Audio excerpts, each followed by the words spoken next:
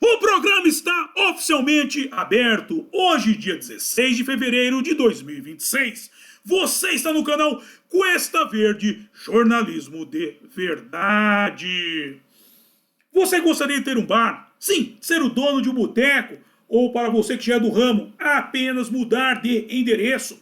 Talvez adquirir mais um estabelecimento gastronômico para o seu império? Bem, o Naldos Bar está à venda. Sim, o meu amigo Naldo quer se aposentar e por isso está vendendo o seu bar.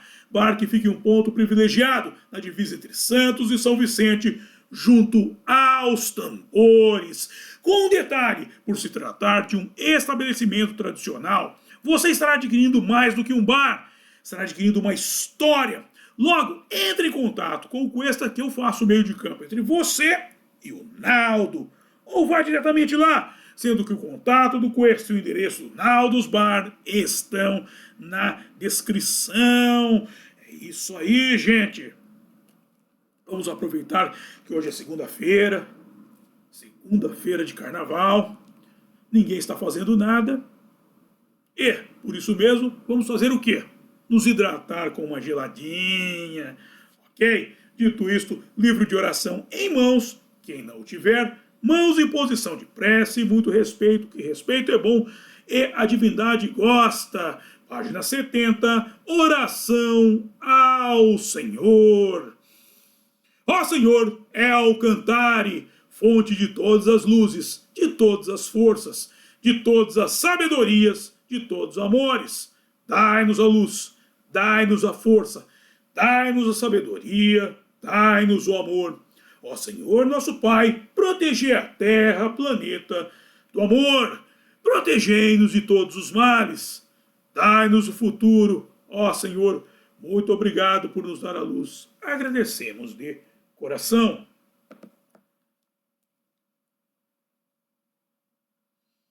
E eu peço a Nosso Senhor El Cantare que, por favor, não permita que injustiça alguma ocorra durante esse programa. Muito obrigado. Ok, gente. Estamos no penúltimo programa da série. Sim, passamos do ponto de não retorno. E ontem eu disse algo sobre o patriarcado e o pessoal entendeu com o rabo, meu. Eu lembro de uma cena do Chaves, lá, em que o professor Girafales pega o Kiko e fala: não seja burro, Kiko, não seja burro. Eu tenho vontade de pegar muito nego por aí e falar: não seja burro, porque puta que eu pariu, meu. Vai tomar no cu, meu. Ó, eu falei do patriarcado ontem e nós temos que tratar o tema como um todo. O pessoal fala: você não é defensor do patriarcado, você criticou. Eu não fiz uma crítica, eu fiz uma análise dos efeitos colaterais do patriarcado. Na propaganda da cerveja não diz beba com moderação. Se a cerveja é tão boa ou outras bebidas são tão boas, por que bebê-las com moderação? Porque há o efeito colateral. Propaganda lá não é propaganda, é um aviso do Ministério lá da Saúde, não está errado. E o patriarcado de Veneza teve o seu efeito colateral. A gente tem que analisar como é. Se a gente ficar tirando elementos da narrativa para querer moldá-la, a gente vai virar petista. E aqui ninguém é petista. Todo mundo é alfabetizado, conhece o nome do seu pai e tem todos os dentes na boca. Ok? Dito isto, vamos entender a coisa do seguinte ponto. O patriarcado, o que acontece? O patriarca ele tem muitos filhos, muitas filhas, e em Veneza fazia parte do ethos entregar um desses filhos para a igreja, uma filha para se tornar freira e um filho para se tornar padre. O problema era quando a escolha era equivocada. A escolha era ruim. Aí gerava isso do qual eu estou tratando nesses programas. No caso, as freiras iam para lá, a mulher não tinha vocação e ela tinha o quê? Desejos sexuais. E a direção da igreja permitiu que elas se vestissem como homens a fim de liberar um pouco dessa fúria, essa lubricidade, mas um pouquinho dessa lubricidade para fora. Só que Não foi bem isso que aconteceu, não foi um pouquinho, ok? Mas vamos para o texto e a gente conversa mais na sequência. De volta ao texto da senhora Campanol, essas roupas podiam até despertar emoções indesejáveis entre as mulheres, atraindo-as umas às outras e permitindo que elas se entregassem ou até mesmo encenassem fantasias repreensíveis. Ou pior ainda, a possibilidade de ver freiras vestidas de forma elegante também podia atrair visitantes lascivos para os salões. Todavia, tal como é citado no Santo Ofício da Inquisição de Veneza, a senhora Campanol escreveu que, no mosteiro de São Mauro de Burano, as irmãs Angélica Biavarsky, Vitória Mai e Eccelsa Falier foram, de fato, acusadas de usar roupas masculinas ou trajes femininos seculares, complementados por penteados elegantes no salão, enquanto mantinham relações excessivamente amistosas com padres locais. Da mesma forma, na quarta-feira gorda de 1660, a abadesa de San Giovanni Evangelista de Torcello vestiu sua freira favorita e mais bonita, Eletta Quirini, como um homem e a apresentou ao padre Domênico de Nápoles, que foi visitar o mosteiro. Ele ficou tão encantado que prolongou sua visita por semanas. Padreco! Todavia, essa conduta repreensível também teve a desagradável consequência de fortalecer no mundo exterior a noção já amplamente difundida que equiparava os conventos venezianos a bordéis públicos e a percepção disseminada de que freiras se vestiam com trajes masculinos as colocava no mesmo nível das cortesãs e prostitutas venezianas, que costumavam circular pela cidade vestidas como homens ou usando calça por baixo do vestido. Assim, as prostitutas e cortesãs também, era um costume lá. Por isso que as freiras aderiram a isso. Se vestiam como homens para visitar alguns clientes. O cara fala, vou ter um jantar um encontro de negócios no meu escritório. Aí entrava vestido de homem, eles faziam lá o seu comércio lá dentro, digamos assim. A lista de violações das regras monásticas ocorridas durante a agitada temporada do carnaval não estaria completa sem mencionar as festas e bailes da fantasia que aconteciam nos mosteiros. Antes da gente ir para as festas e os bailes, eu quero parar aqui para voltar para a questão do não retorno. Porque a gente tem que entender o seguinte, a fantasia, quando fala de fantasia é uma coisa natural do ser humano. Eu tenho, qualquer um tem. Por quê? Nós temos uma coisa chamada cérebro. E o cérebro tem o seu dispositivo de criar, que cria imaginação. Um dispositivo imagético, se fala, né? Que cria imagens, desenvolve ideias. Por isso que o ser humano é criativo. Ele consegue manipular a natureza. Ele tem o domínio do pensamento abstrato. E o que acontece? A fantasia, existe um cisma muito distante entre a fantasia e a realidade. E é aí que vem o ponto no qual eu quero entrar. Não é ruim ter fantasia. O problema é que quando ela passa para a realidade, muitas vezes o efeito não é o desejado. Não é uma regra. Veja bem, não estou tratando de uma regra. Que tem muitos casais que põem, por exemplo, colocam uma terceira pessoa na relação. Seja homem, seja mulher. Colocam. E se dão muito bem. O sujeito até passa a fazer parte da família. Melhora a vida do casal. Acontece. E do outro lado acontecem coisas terríveis. Rusgas. A pessoa fala, vira a página. Vira a página não. Isso não é uma página que se arranca. Isso está na memória. Se a gente tem a parte do cérebro que cuida da imaginação, nós temos a outra parte que cuida da memória, que é a que fornece matéria-prima para a imaginação. E muitas vezes essa matéria que foi guardada ali começa a gerar uma imaginação ruim. Ok? Então não é a questão. A questão que a gente tem que entender que a coisa foi instrumentalizada pela esquerda. Pô, Matheus, você vai meter política nisso? Vou, porque Os ideólogos da esquerda, principalmente o pessoal da escola de Frankfurt, descobriram métodos para destruir a família, para destruir o patriarcado. Que é o que é? Dizer que problemas que o casal tem se resolvem no âmbito sexual. Quando não, muitas vezes o problema do casal não é sexual, eles nem sexo fazem. É outra coisa que tem que ser resolvida para que o casal volte a fazer um sexo gostoso. E não o contrário. Não é como é que eu vou colocar assim, uma prática sexual diferente que vai resolver o outro problema. Às vezes não, até agrava, resolve no seguinte sentido, o casal se separa. A mulher vai lá, transa com outro cara, gosta dele, fica com ele, larga o marido de lado. O outro fica aí. Por que eu fui fazer isso? Acontece, velho.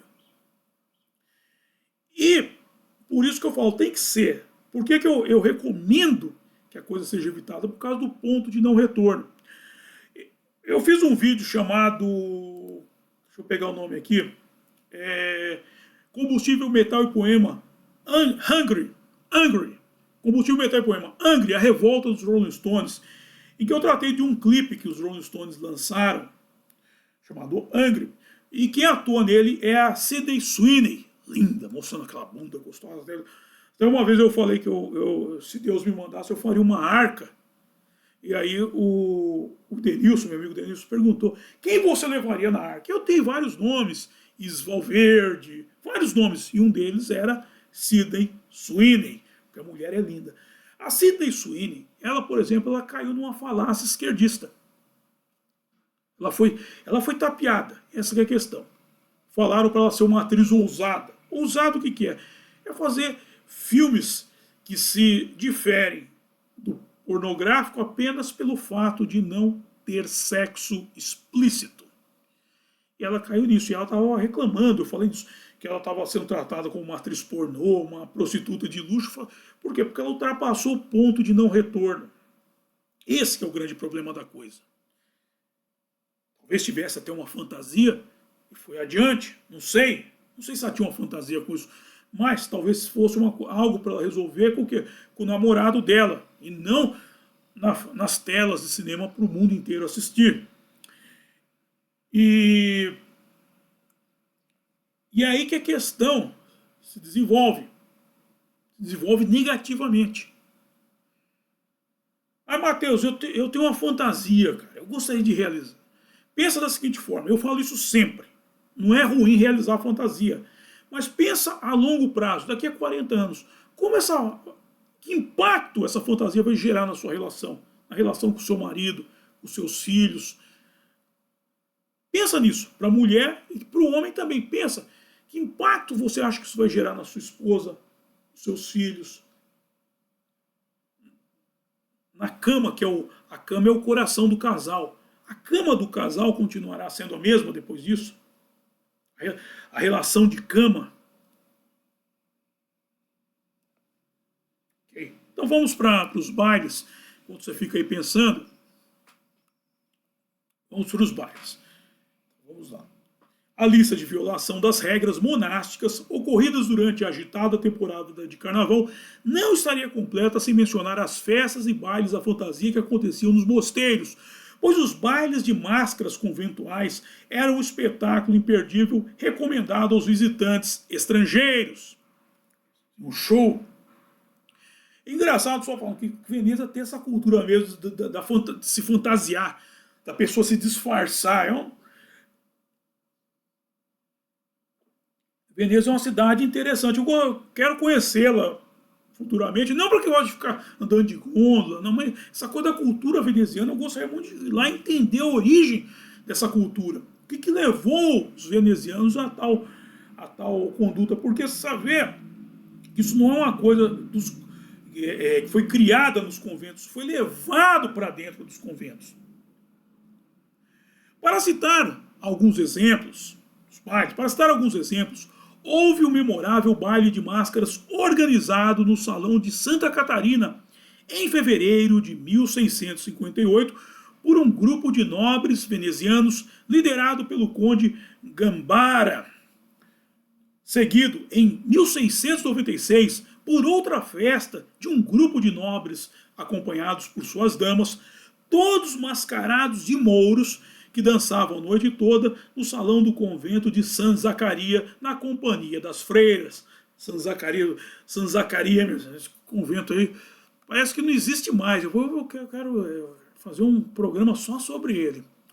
Embora não hajam dados estatísticos precisos disponíveis, é sabido que as freiras mais audaciosas frequentemente ousavam sair do convento à noite nas gôndolas de suas amantes e então perambulavam pela cidade, indo às festas e voltando apenas quando sentiam vontade. Embora não hajam dados estatísticos, há relatos. E olha que interessante. Aí,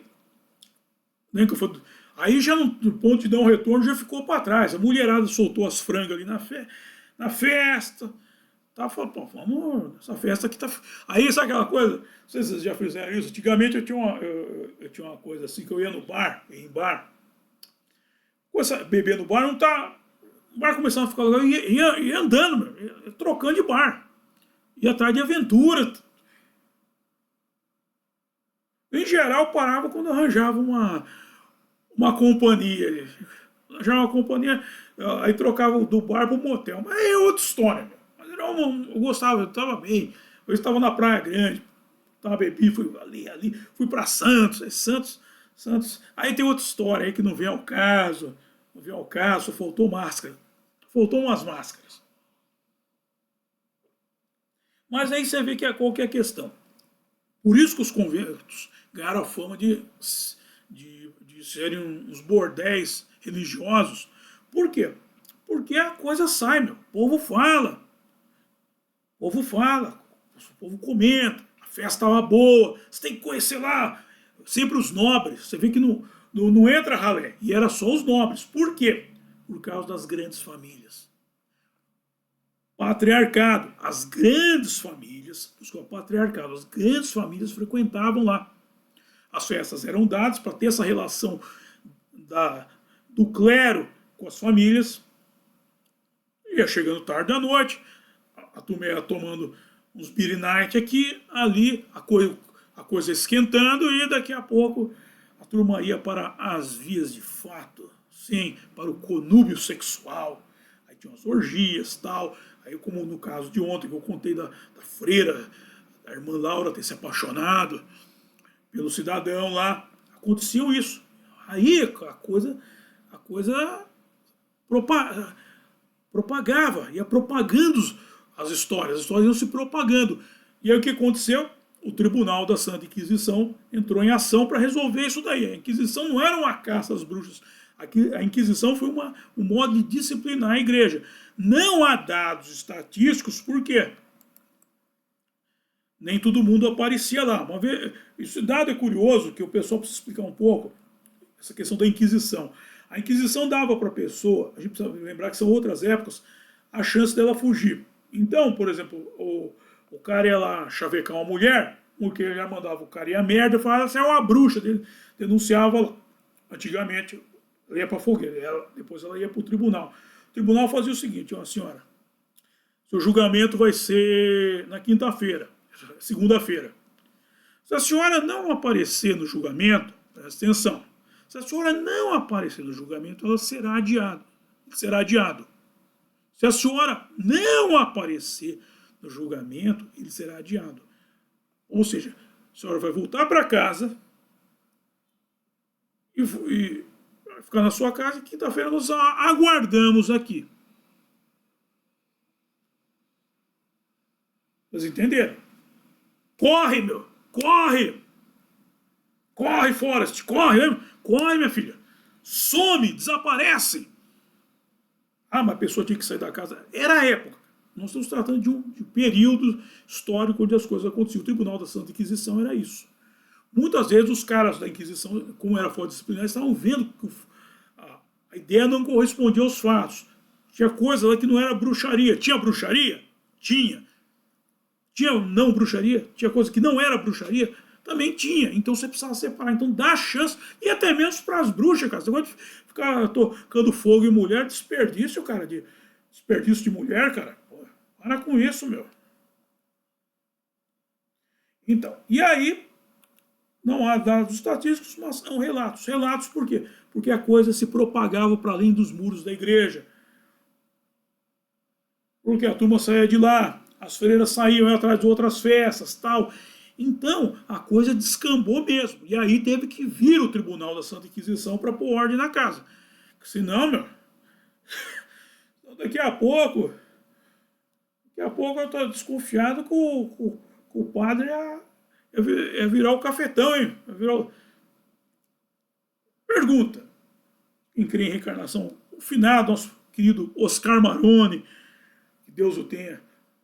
Ele na outra vida não teria sido um padreco veneziano, um padre veneziano? Né? Ou seja, aqui não se trata, estou falando sempre, nós não estamos fazendo juízo de valor em relação à igreja. Nós estamos discutindo um fato que aconteceu, contando piada como sempre se faz piada com tudo. A igreja que tinha que cuidar disso, como cuidou com o Tribunal da Santa Inquisição. Não cabe a nós discutirmos se a igreja estava certa ou estava errada, como eu digo sempre, e nem se o patriarcado está certo ou estava errado. Nós estamos aqui analisando o quê? A história. Havia efeitos colaterais no patriarcado? Havia. E nós, como eu falei, nós não somos petistas. Ok, gente? E por aqui eu encerro o programa de hoje. Então vamos para a hora de passar o chapéu, que é a hora que eu mais gosto, a hora que vocês mais gostam também, que é a hora em que eu ganho uma graninha. Bem, vamos para a descrição do programa. Nela eu estou disponibilizando os métodos de arrecadação de fundo por via direta e por via indireta. Por via indireta, A Máquina da Verdade.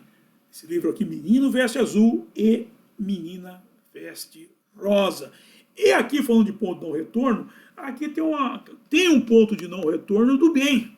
Nem todo ponto de não retorno é nocivo, que é da molecada. A molecada deixando de ser criança para virar adolescente, para amadurecer, ou seja, não tem a volta para aquela questão infantil. Até o protagonista da história, o Parker, o nome dele é Parker, porque ele é fã do Homem-Aranha, ele é chamado de Parker, ele fala, pô, engraçado, agora eu não gosto de nada do que eu gostava antes, que é o amadurecimento da criança. Existem pontos de não retorno do bem também, ok? Aí tem o outro livro meu, Romance, a Saga de Kid Winchester, falando de bordel, de freira, disso e daquilo. Como eu já disse, a saga de Kid Winchester é a história de um anão que é ator pornô, e esse anão tinha o desejo de ser padre. Por que ele não se tornou padre e virou ator pornô? O negócio tá meio estranho hoje, né? Mas o papo tá meio paralelo, né? Leia o livro. Leia e você saberá. Velho. Na sequência, tem o link do curso Fundamentos do Exorcismo, para você tocar o Satanás de casa. E aí vamos para a arrecadação de fundos por via direta, ao apoio do meu blog, O Mochileiro Místico, o Pix, para você já fazer a sua doação aí, e o PayPal para os acólitos do estrangeiro. Na sequência tem o link da Boutique do Cuesta, para você comprar sua beca de conservador, o link do meu álbum de rock com letras de Mateus, ó. Muita gente tá falando, Mateus, só que tá salvando esse carnaval, meu. É de ouvir aquelas bostas de samba enredo, tô ouvindo rock, e rock de qualidade. Muita gente diz, não se faz mais rock, faz sim. Eu faço boas letras, e o meu amigo Renato Pop, boas melodias. Ouça e você comprovará. Aí, na sequência, tem o contato do Cuesta para você mandar suas dúvidas, sugestões de pauta e coisa e tal. O link do grupo do Cuesta no X, o Právida Conservador, e do grupo do Cuesta no WhatsApp, o nosso canal mais estreito de comunicação. E por fim, Naldos Bar, o ponto de encontro dos acólitos. E atenção, Denilson, atenção, Denilson, todos os carros.